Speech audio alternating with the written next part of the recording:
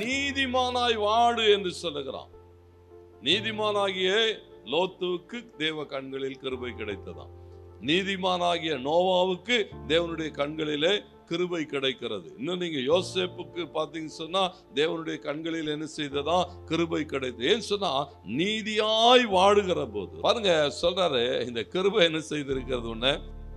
ஒன்னும் காசு கொடுத்தெல்லாம் நீ என்ன செய்யல, நீதிமானாக்கப்படல.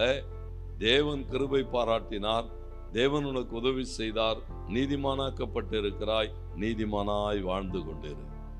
ஏன்னா கிருபையிலே நீ வாழ்கிறாய்ன்னு சொன்னா, கிருபையிலே வாழ்கிற ஒரு மனுஷன் எப்படி இருப்பான்னு சொன்னா நீதிமானாய் வாழணுமா.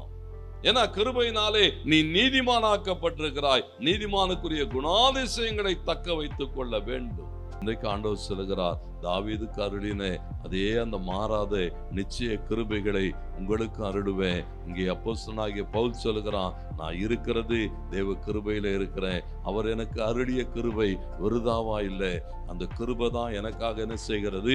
ஒவ்வொரு நாளும் பிரயாசப்படுகிறது. நான் அல்ல, அந்த கிருபை எனக்காக பிரயாசப்படுகிறது. கர்த்தருக்கு மகிமை உண்டாட்டம். அதை சரியாய் உணர்ந்து கிருபையை சார்ந்து கொள்ளுகிற போது கிருபையின் தேவன் நம்முடைய வாழ்வில சகலவற்றையும் ஆசீர்வாதமாக்குவார்.